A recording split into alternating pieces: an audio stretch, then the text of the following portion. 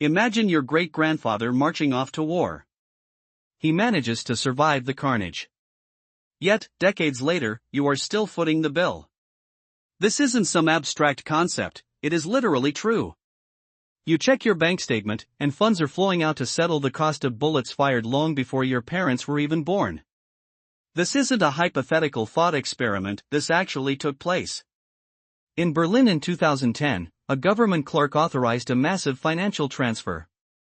The amount was 69.9 million euros, a payment directly tied to World War I, a conflict that had officially concluded 92 years prior, a war in which that clerk's own great-grandfather had fought. 3 generations, spanning from the surviving soldiers of 1918 to their great-grandchildren in 2010, bore the weight of this extraordinary obligation. Furthermore, during that intervening period, this debt did far more than just drain bank accounts. It systematically annihilated the German economy not once, but twice. It vaporized the foundational German middle class, paved the path for the rise of Adolf Hitler, and catastrophically triggered World War II. The fallout from this single, unpayable debt, 92 years of financial servitude, culminating in 70 million deaths worldwide. This very same debt mechanism is actively operating across the globe right now. Consider the burden of student loans that individuals will spend 30 years repaying, the national debt loads that your children are guaranteed to inherit, and the rigorous IMF programs that have proven capable of destroying the economies of entire developing nations. I will now demonstrate precisely how these structures of unpayable debt can shatter countries and explain why history is repeating itself today. The exact scene, October 3, 2010, in Berlin, Germany. Inside a nondescript, gray office structure situated in the financial district, a clerk employed by the German finance ministry stares at a computer screen. He is reviewing a payment authorization form. The sum specified is 69.9 million euros. The beneficiaries are various international bondholders, primarily concentrated in France, Great Britain, and the United States. The clerk executes the transaction with a mouse click. The transfer is authorized and processed. The payment is complete. It must be noted, this was not a standard loan repayment, nor was it payment on interest bonds. This transfer represented the final installment on a debt obligation first incurred 92 years prior. This was Germany's final reparations payment stemming from World War I, a war that concluded on November 11, 1918, yet required a final settlement on October 3, 2010. When this crushing debt was initially imposed in 1919, the youngest veterans who had fought in the trenches of World War I were just 18 years old. Had they lived, those men would have been 109 years old in 2010. But it wasn't the original fighters who settled the score. Their children paid it. Their grandchildren paid it. And the clerk who executed that final transfer in 2010 was effectively paying for a war fought by his great-grandfather. A chilling 3 generations and 92 years separated the first installment paid in 1921 from that final payment in 2010. In total, Germany paid approximately $89 billion in corresponding historical values, covering reparations, interest, and restructured debt for World War I. However, the true societal cost was exponentially higher. These reparations decimated the German economy, caused the currency to collapse into worthlessness, systematically wiped out the middle class, created the political vacuum that enabled the rise of Adolf Hitler, and ultimately triggered the global devastation of World War II, claiming 70 million lives. The Treaty of Versailles did not successfully conclude World War I, tragically, it ensured World War II. The core mechanism was debt and unpayable, mathematically impossible, generationally destructive debt instruments specifically engineered not for full repayment, but designed solely to keep Germany permanently subordinate. June 28, 1919. The signing took place at the Palace of Versailles just outside Paris, specifically in the opulent Hall of Mirrors. This location was deliberately selected for maximum humiliation, as it was the very place where Germany had proclaimed its empire in 1871 after decisively defeating France. 48 years later, the tables had turned. For key figures, known as the Big Four, sat across the negotiating table from the defeated German delegation: Georges Clemenceau of France, David Lloyd George of Britain, Woodrow Wilson of the United States, and Vittorio Orlando of Italy. These leaders had spent 6 grueling months hammering out the peace treaty's conditions. Crucially, the German representatives were never invited to negotiate the terms, they were simply summoned and ordered to affix their signatures. The resulting treaty spanned a staggering 4,140 pages, yet three specific clauses were overwhelmingly significant. The first, Article 231, known as the War Guilt Clause, legally forced Germany to accept full and exclusive responsibility for causing all the resulting loss and damage of the war. This was not merely an assertion of history, it was the required legal justification. If Germany was declared the cause, Germany must logically pay for the war, entirely. Article 232 then mandated that Germany provide full compensation for all damage inflicted upon the civilian populations of the Allied powers. Although the exact sum was to be calculated later by a reparations commission, early estimates floated figures between 100 billion and 269 billion goldmarks. For perspective, Germany's entire gross domestic product, GDP, in the pre-war year of 1913 was only 50 billion marks. Article 233 established the payment schedule, demanding that Germany begin making payments immediately, even before the final total was determined, 2 billion goldmarks annually, supplemented by an equivalent of 26% of the value of all German exports. The German delegation, headed by Foreign Minister Hermann Müller, received the treaty document on May 7, 1919. They were given a tight deadline of just 15 days to either accept or formally reject the terms.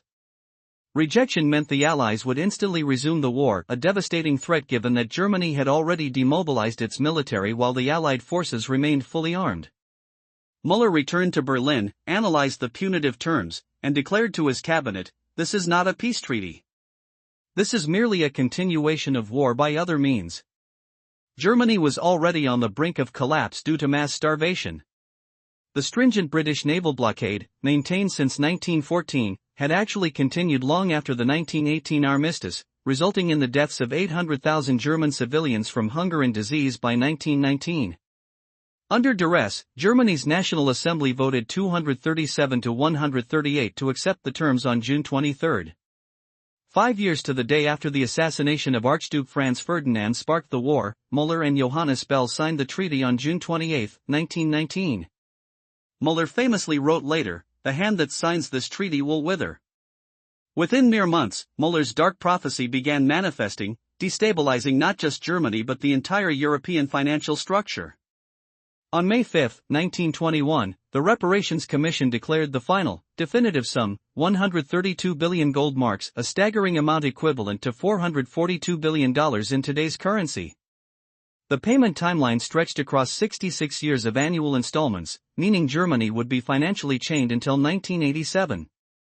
Yet, Germany's entire gold reserves in 1921 totaled only 1 billion marks.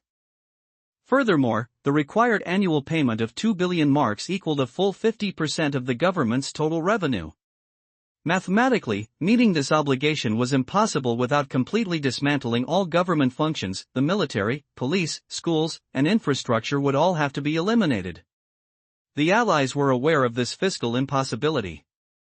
John Maynard Keynes, who served as the British Treasury representative at Versailles, calculated these disastrous figures and famously warned in his 1919 publication, The Economic Consequences of the Peace, that the reparations would inevitably bankrupt Germany, collapse the broader European economy, and guarantee another war. His warnings were summarily dismissed. The steadfast French position, championed by Premier Georges Clemenceau, was straightforward: Germany will pay. France was motivated by profound revenge, not by sound economic rationality.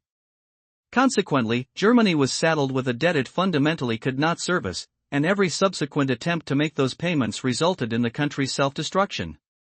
Germany managed to make its initial reparations payment in August 1921, 1 billion gold marks delivered in gold, foreign currency, coal, timber, and chemical dyes. Germany rapidly depleted its reserves, exporting every valuable commodity it possessed. By December 1921, facing swift economic collapse, the nation was forced to request a moratorium on further payments. The government simply could not operate, as 50% of its revenue was directed toward reparations. The Reparations Commission rejected the plea. France, backed by Belgium, insisted that Germany was intentionally undermining the payment process. While Britain and the US tentatively suggested reducing the payments, France remained immovable. When Germany offered only a partial payment in January 1922, France declared it wholly insufficient. On January 11, 1923, French and Belgian troops marched into the Ruhr Valley, Germany's critical industrial heartland. Their stated objective, to seize vital coal and steel resources directly as payment in kind. 40,000 French and Belgian soldiers occupied the Ruhr. German workers reacted not with violence, but with organized passive resistance and mass strikes. The German government, supporting the strikers, continued to pay their wages even though no production was taking place.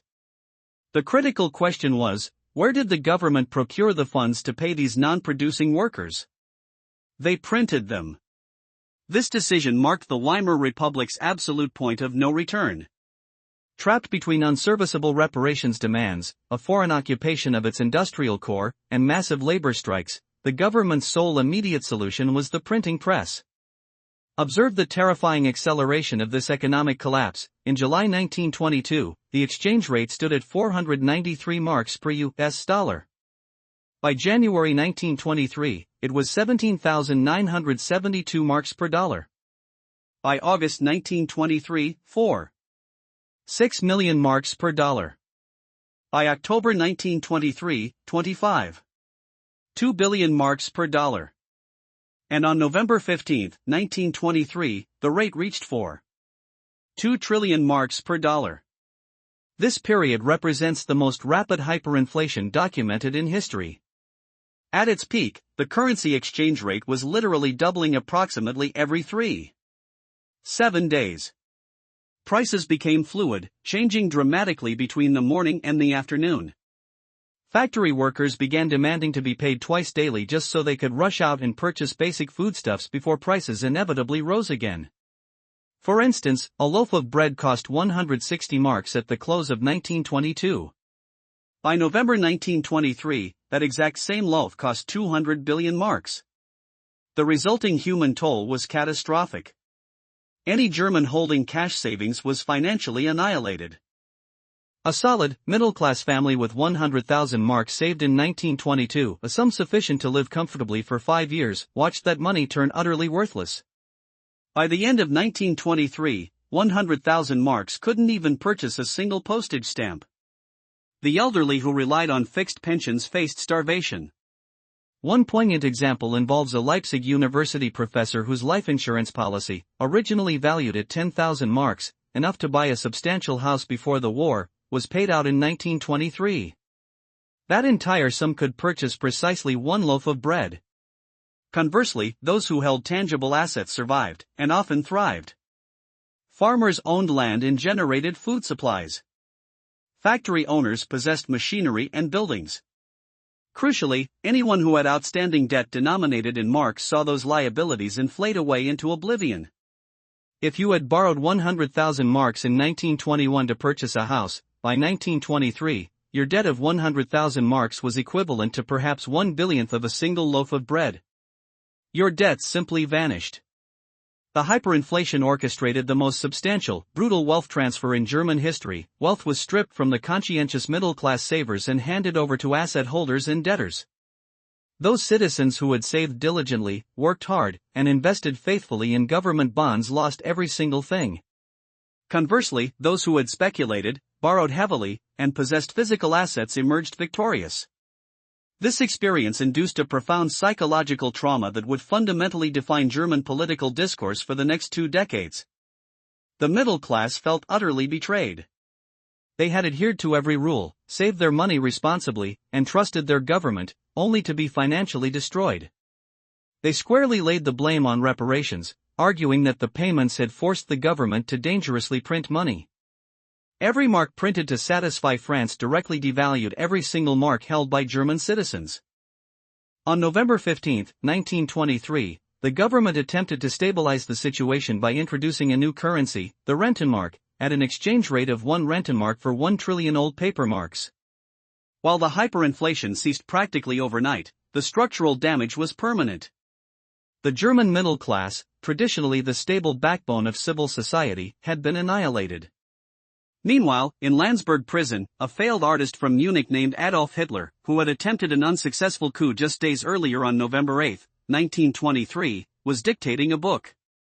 The central thesis of his work detailed how the Versailles Treaty had destroyed Germany and outlined his promise to restore German greatness by unilaterally tearing up the treaty and refusing all payments. That book was entitled Mein Kampf. Following the hyperinflation crisis, Germany was completely unable to meet its reparations demands. The French occupation of the Ruhr remained a sore point, and the German economy was fundamentally shattered. A major intervention was necessary. The Americans stepped in, specifically Charles Dawes, a prominent American banker and later vice president. In 1924, Dawes chaired a committee dedicated to restructuring Germany's complex reparations schedule. The resulting Dawes Plan, implemented in August 1924, initially lowered Germany's annual payments to 1 billion marks, gradually scaling up to 2.5 billion marks by 1929. Here is the ingenious, albeit dangerous, core of the plan: Germany still lacked the internal capital to pay even these reduced amounts. Therefore, the Dawes Plan mandated new, massive loans. American banks would lend capital to Germany. Germany would then use those dollars to pay reparations to France and Britain. France and Britain, in turn, would use those reparations payments to service and repay their own substantial war debts owed to the United States government.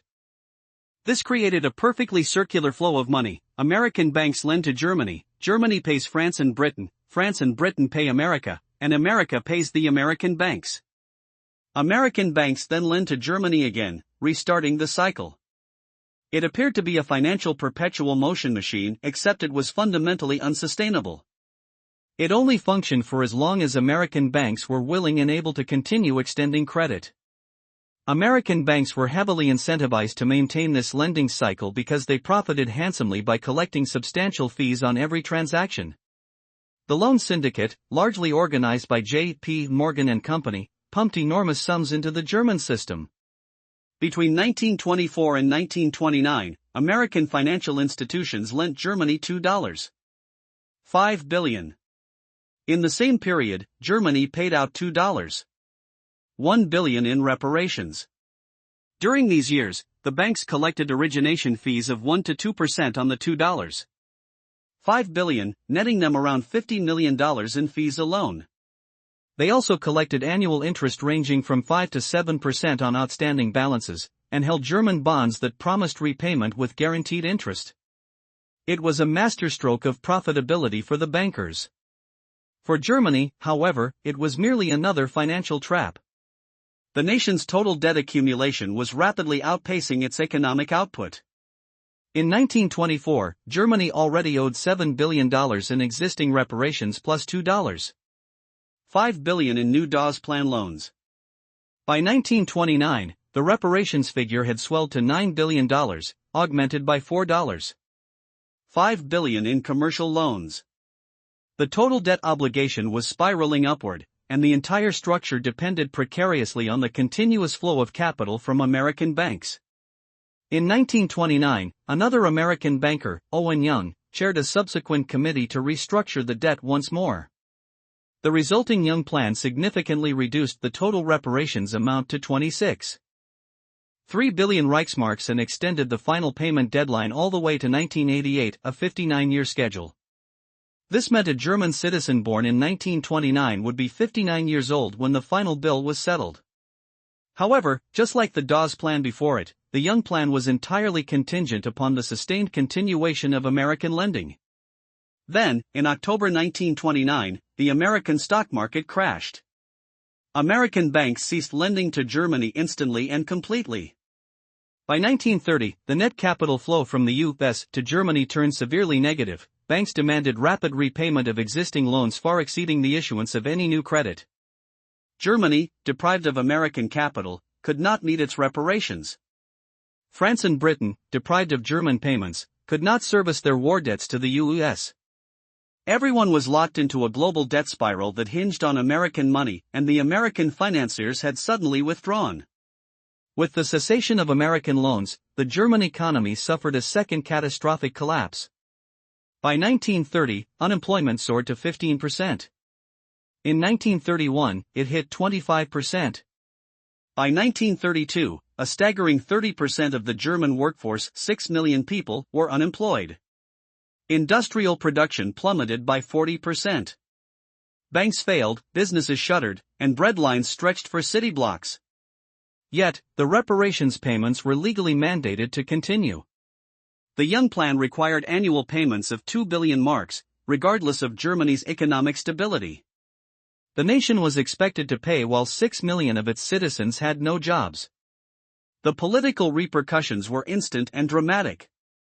In the September 1930 election, the Nazi Party's share of the vote surged to 18.3%, up from a mere 2.6% in 1928, instantly making them the second largest party in the Reichstag.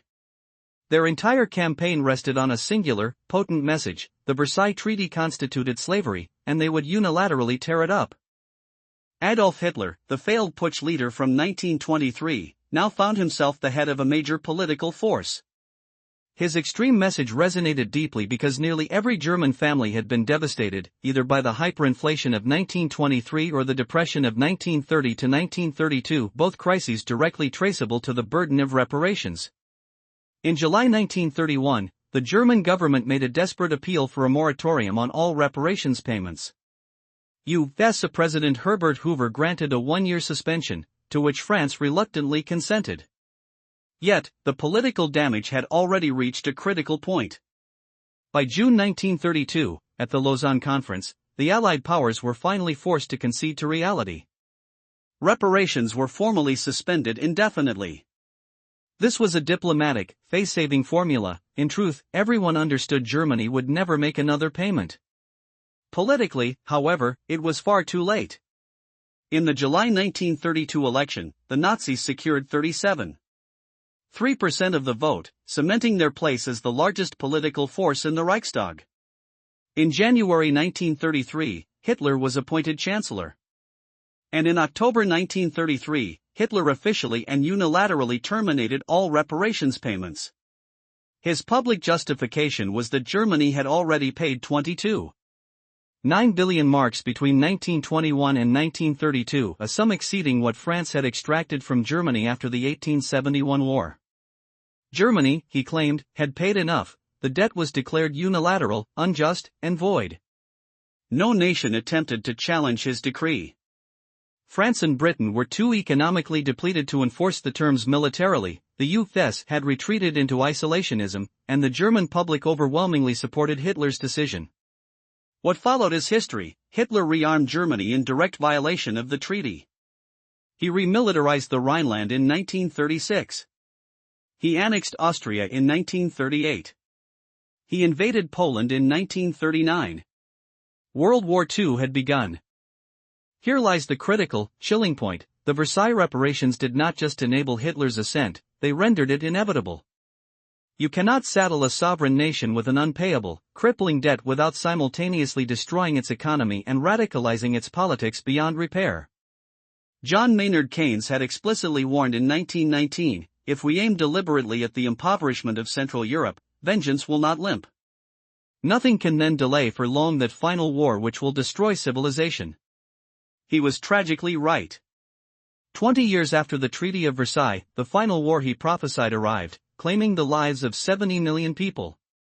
On May 8, 1945, Germany formally surrendered, ending World War II in Europe. The nation was utterly destroyed, and once again, Germany faced demands for reparations. Crucially, this time the Allies had absorbed the dire lessons taught by Versailles.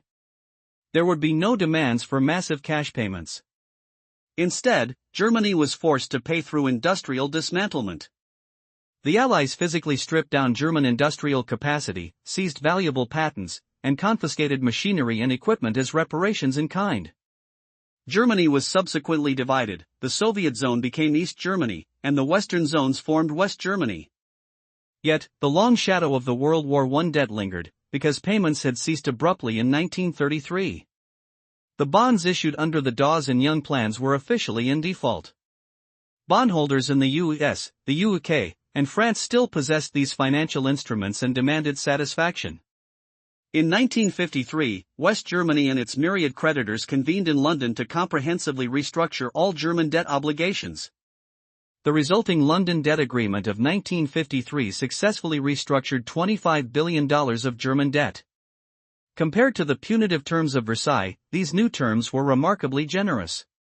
West Germany agreed to pay only 50% of the outstanding principal.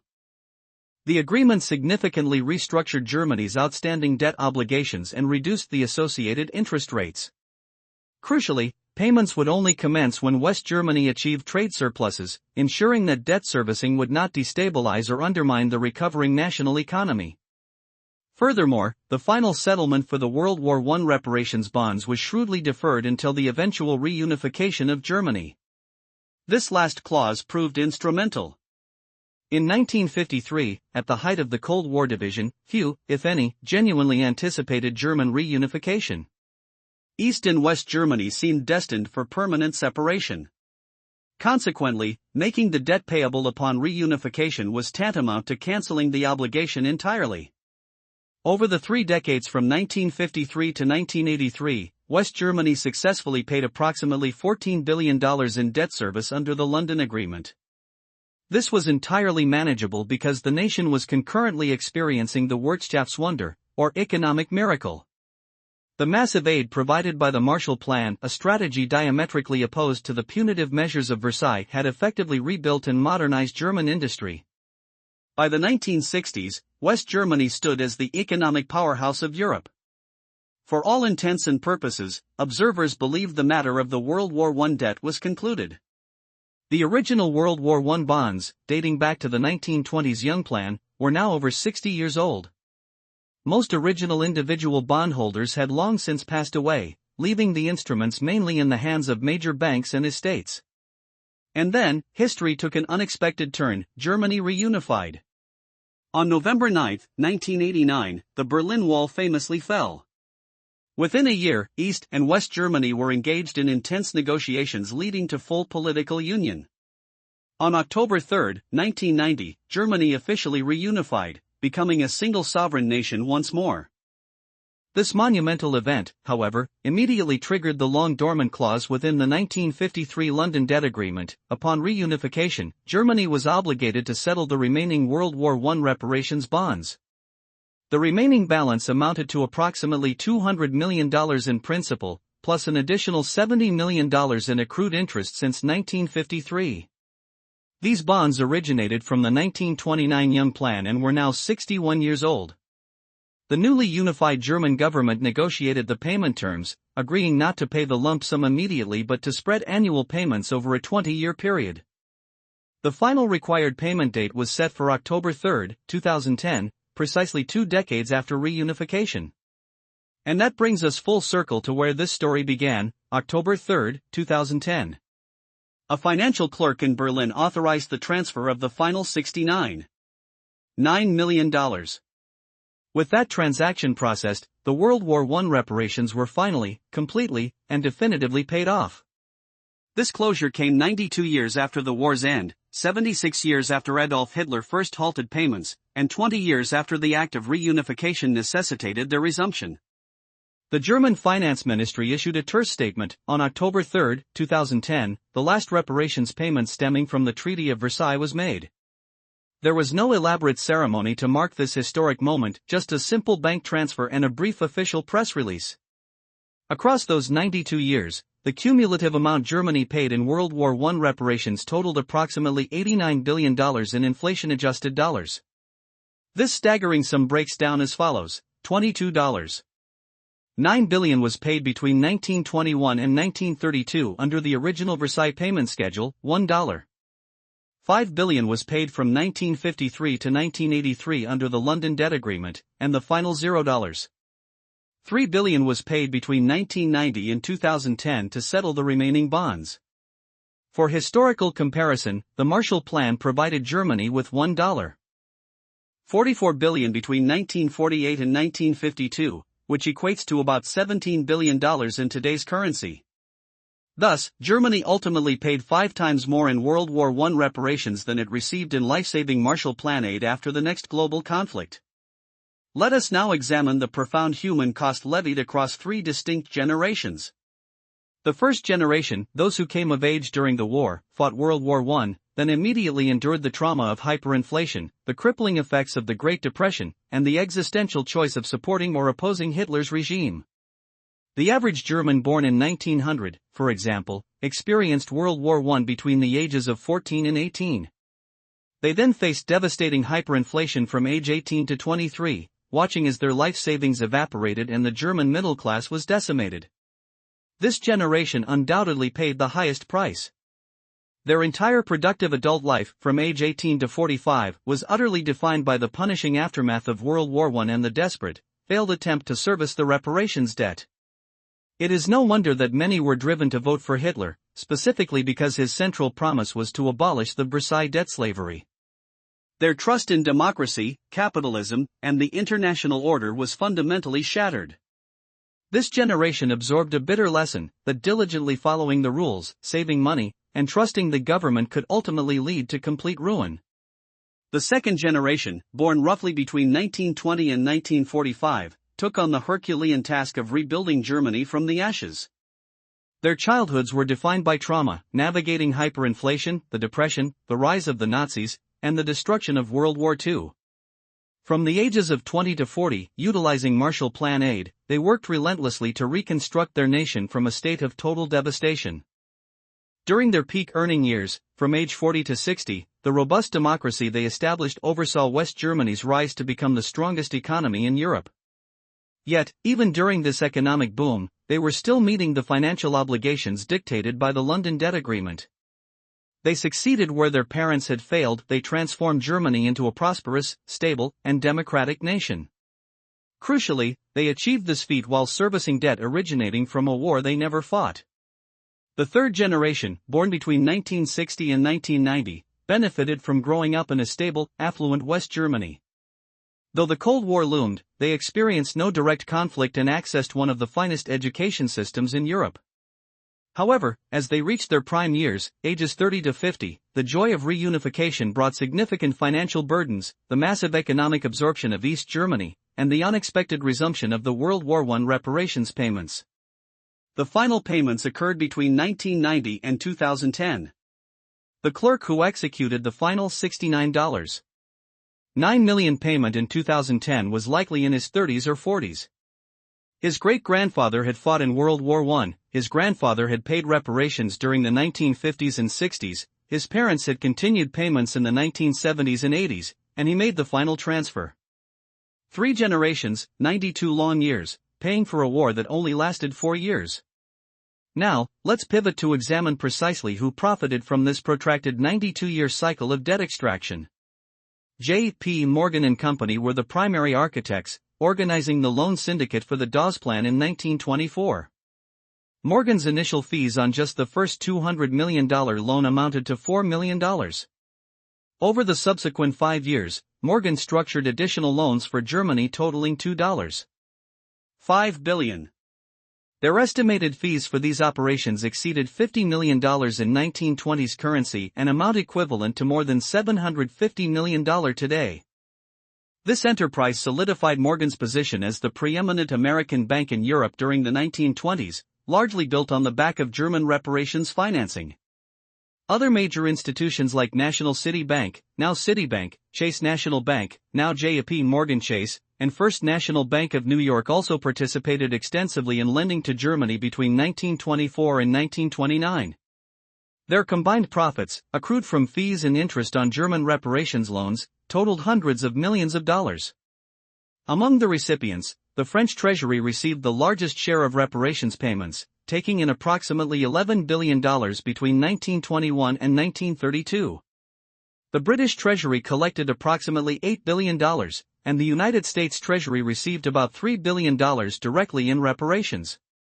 Furthermore, France and Britain utilized their reparations income to service over $10 billion in their own war debts owed back to the U.S. government. However, the true, lasting American profit did not lie in governmental revenue, it resided in the private banking fees. American banks ultimately earned more from lending money to Germany, allowing them to make the payments, than the U.S. government ever received from Germany in reparations. These complex loans generated enormous fees and interest, critically expanding American financial dominance across the European continent. Let me demonstrate precisely why this historical pattern remains critically relevant today. The same fundamental mechanism of unpayable debt extraction is repeating itself in modern society. Consider American student loan debt. It stands at a staggering $1.77 trillion, burdening 43 million borrowers with an average debt of $37,000 and an average interest rate hovering between 5% and 7%. Imagine a student graduating at age 22 with $37,000 in loans. Placed on a standard 20-year repayment plan at a moderate 6% interest rate, they would be obligated to pay $266 per month. Over those 2 decades, their total payments would reach $63,840. While they only borrowed the principal of $37,000, the lenders successfully extracted $26,840 purely in interest charges. But the situation often deteriorates further. Upon entering the workforce, many graduates cannot afford the required $266 monthly payment. They resort to forbearance, deferment, or enrolling in income-based repayment (IBR) plans. Under these scenarios, the loan balance balloons because the interest continues to accrue, a chilling parallel to the German reparations scheme. This is the core mechanism, an unpayable debt designed to relentlessly extract wealth over decades.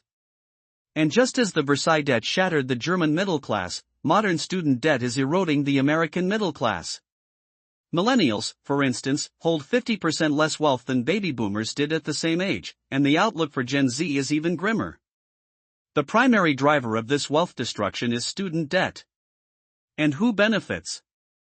The loan servicers, companies like Navient, Nelnet, Great Lakes, and FedLoan, which collectively rake in $1.5 billion annually just in servicing fees.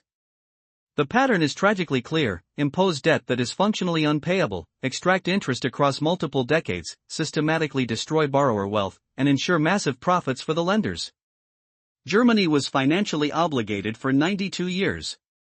Many current student loan borrowers are realistically looking at 30 or 40 years of repayment. The mechanism remains the same, though the scale is different. On a global level, the International Monetary Fund, IMF, has implemented structural adjustment programs, SAPs, in over 100 countries since 1980. The underlying mechanism is virtually identical to the logic applied to German reparations. When a country faces a severe financial crisis, whether it be Argentina, Greece, Thailand, Indonesia, Mexico, or Pakistan, they require emergency financing.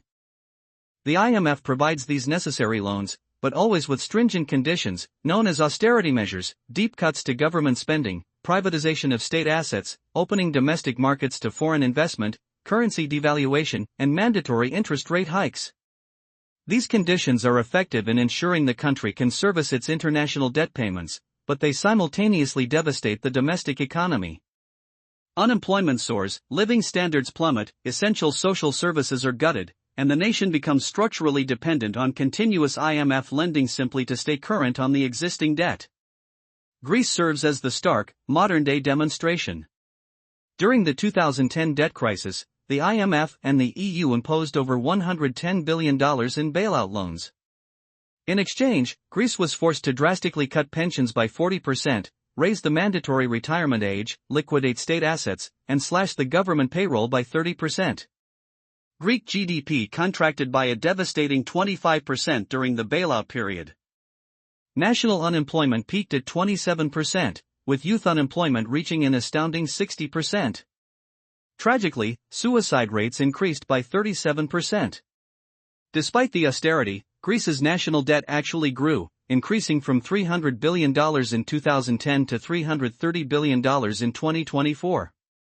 The loans were not primarily structured to heal the Greek economy, they were designed to bail out German and French banks that held worthless Greek bonds, preventing those institutions from incurring massive losses. Greece now faces 50 or more years of crippling debt service. This is the Versailles Treaty model, perfected and applied to modern sovereign nations: impose unpayable debt, extract payments through mandatory austerity, systematically destroy the domestic economic base, and ensure perpetual financial dependency. And this destructive cycle is currently unfolding in dozens of vulnerable countries worldwide. Let's recall that moment on October 3, 2010, when the German Finance Ministry clerk authorized the final $69.9 million payment, officially concluding the World War I reparations saga. 92 years, 3 generations, and $89 billion paid. The ultimate lesson here transcends the specifics of Germany's history. The lesson concerns the inevitable outcome when functionally unpayable debt is imposed on any entity, be it a sovereign nation, an entire generation, or an individual person.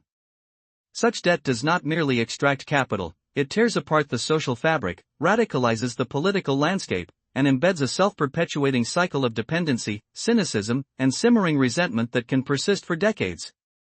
Germany's brutal experience with the Treaty of Versailles, where reparations and hyperinflation destroyed the middle class, and the resulting depression led to 30% unemployment, was a direct path to catastrophe.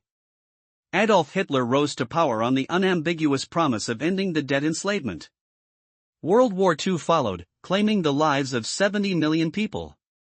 This devastation arguably stemmed from the Allies imposing a debt burden that was fundamentally designed to be unpayable. After the Second World War, the Allies had learned their lesson. The Marshall Plan provided critical aid rather than demanding punitive payments. As a result, West Germany rebuilt rapidly, establishing a prosperous democracy. The 1953 London Debt Agreement restructured the existing obligations to be manageable and sustainable. Germany transformed from an adversary into America's strongest Cold War ally. The core lesson is undeniable: unpayable debt invariably leads to social and political catastrophe. Conversely, structured, manageable debt combined with economic aid fosters national recovery and stability. Yet, tragically, that profound lesson has been widely forgotten today. Student loans have trapped 43 million Americans in a mire of unpayable debt. The IMF continues to impose austerity measures that shatter the economies of developing nations. Our own national debt grows exponentially, with no realistic plan for its eventual retirement. The destructive pattern is repeating itself, and the outcome will inevitably be the same: widespread economic destruction, political radicalization and instability, and eventual systemic collapse. The clerk who processed that final payment in 2010 did far more than simply close a ledger sheet. He terminated a 92-year cycle of generational debt extraction that had financially crippled 3 generations of Germans and played a significant role in fueling the deadliest conflict in human history. And today, we are actively constructing the very same system: student debt that requires 3 decades to pay off, national debt that we are purposefully handing down to our grandchildren, and IMF structural adjustments that decimate entire nations. We already know the ending to this story. Germany provided the definitive case study. Unpayable debt is never truly paid, it simply destroys everyone involved.